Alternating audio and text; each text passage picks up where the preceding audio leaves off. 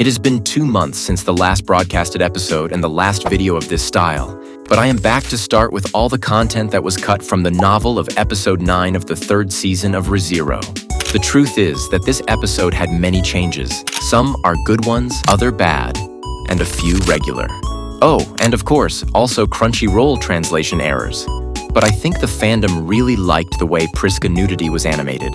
While personally, I believe that the scene that least respected the novel's essence was the negotiation between Otto and Lei.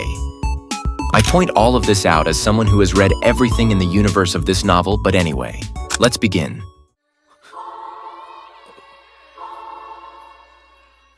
The truth is that this scene surprised me, not because of the erotic content, but because it is a scene that should not have appeared in today's episode.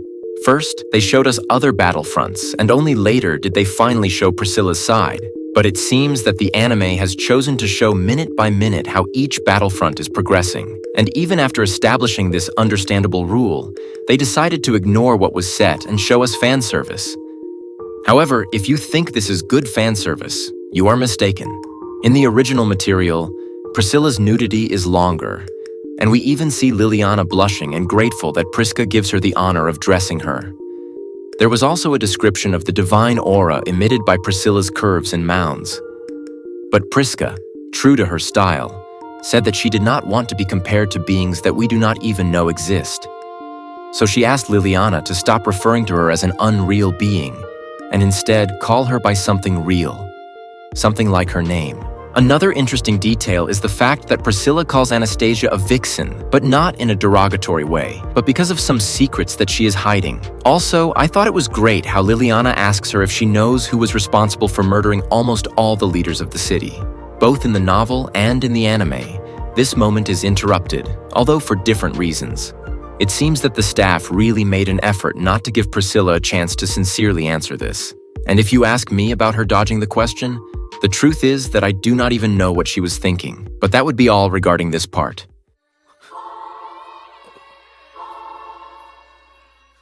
The truth is that this scene did not change much. The dialogues that we saw are dialogues that happen in the novel, but they take place in a narration in which both are departing towards the assigned control tower. Unlike the anime, where it is upon arrival that they begin to speak. I believe that the main difference in adaptation was reflected in the fact that Garfield was still hesitant, and this was reflected in his illusion of Elsa. But in the novel, we see how he remembers all the things that have happened to him since he arrived in Pristella. Personally, I find it more believable that he becomes demotivated remembering all the bad things that happened to him than just showing us the consequence of this demotivation. A small scene that I would have liked them to add is the moment where Garfield finds out about the circumstance of Wilhelm's wife, and he really wants to console him but does not know what to say and feels useless because of that. In the end, I am sorry to say that things for Garfield will continue to be very, very tough. Do you remember that I told you that Emilia is the favorite of Tappe and White Fox? Well, I still believe it is true, and proof of that is that they have adapted almost all of her dialogues from the novel. But since I know you want to know what was omitted, I will tell you now. There is a part of the fight where Emilia speaks to Regulus and asks him if she knows him from somewhere.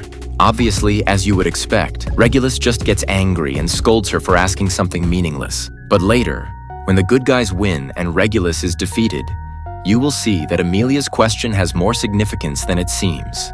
So I hope the omission of this dialogue does not cause problems in the future. One thing that was truly unforgivable to omit was the part where Emilia says she feels bad because Reinhard died because of her. And all of this happens while Subaru feels very, very weird hearing that.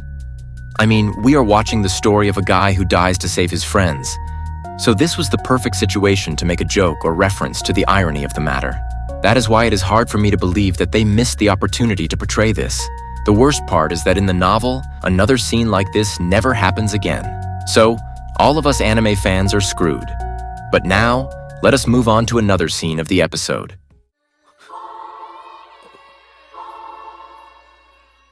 No, ironically, I think that White Fox could have made this scene 1,000 times better. I do not mean that they should have animated it better or something like that, but if they had added the following that I am going to say, I believe that it would have really provided another perspective on how messed up things are at that moment. While in the anime, we only saw how Julius and Ricardo meet Roy and proceed to confront the Peruvian boy as he says uncomfortable things to them. In the novel, they were chatting along the way, and there Ricardo confronts him and asks him to tell him what is the thing that has been bothering him since they left the town hall. Julius resigns himself and tells him that there is something about the Archbishop that has been bothering him. He claims that the Archbishop spoke as if he had known him all his life. Ricardo thought that perhaps Julius was just incapable of fighting seriously because Roy seemed like a child. But when the moment comes to confront him, he realizes that he doubted Julius in vain, because he now understands what the knight meant when he told him that Roy speaks to you as if he knows you. At that moment, both realize that gluttony has devoured someone important to them. However, they cannot remember who the devoured person is. It is precisely because this person was close to them that gluttony can withstand their best attacks, as he is familiar with their fighting capabilities. On top of that, Crunchyroll ruined it here because they placed a subtitle incorrectly, but I will comment on that when we reach that part. But let us move on to my favorite scene of the day. If you follow my streams, you probably already know that I was really looking forward to this scene. Unfortunately, the part I am most excited about has not been animated yet, but at least a bit of it has. Honestly, a large part of what we saw happened exactly as it did in the novel. However, instead of Otto arriving and finding Felt about to fight gluttony, it was actually the other way around. Otto was the one who arrived first, and then he was found by Felt. There was also a reference to a side story. I am talking about the story where Reinhardt and Felt have to take care of a baby temporarily. This baby would later end up being raised by Gaston, who falls in love with the original mother. Since Felt knows about these details, she ends up encouraging him and makes a reference to his daughter waiting for him. Looking back on it, in this year that passed between the second and third seasons, it seems that Felt gets along better with Gaston than with the other two losers. And the reason she gets along better with Gaston than with the other two seems to be because this specific thief took care of and adopted the baby that had previously been abandoned. Remember that Felt went through the same thing. Her parents abandoned her, and it was a street thief who gave her a home. What does this have to do with the video? Absolutely nothing. But the fact that we can understand certain things that happen in the story without the author explicitly explaining them feels like a nice addition. Another thing that was only partially adapted was the part where Otto negotiates with gluttony. When Otto starts playing the role of the traitor and offers to take gluttony to Subaru, it is mentioned how Felt begins to look at him with hatred for betraying the protagonist.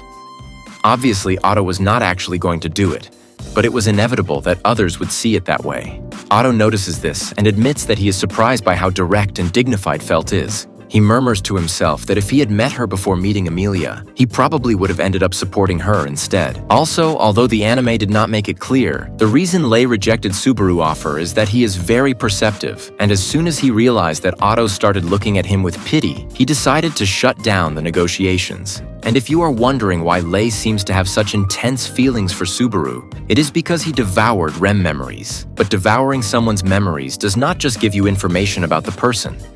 It also makes you acquire the things that he or she once felt.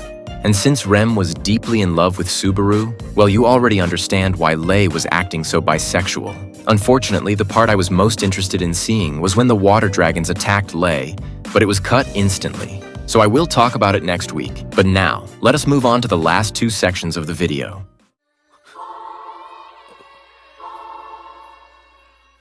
In the English version of this scene, Otto says that he remembered that the Archbishops of Gluttony had a different name, when in reality what he should say is something like, "So he must be a different one from the Archbishop of Gluttony that was seen at the City Hall." In this scene, Lei said, "You really are exactly as I imagined. Splendid," when he should have actually said, "You really are as splendid as I imagined, big brother." This would have indirectly answered the question about who was the devoured person from Anastasia's faction by gluttony. Surprisingly, this part was well translated into Spanish.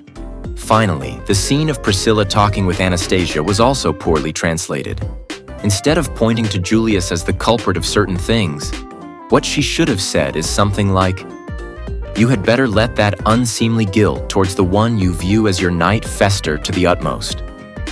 In other words, she is not referring to the fact that the guilt lies with Julius, but rather with Anastasia.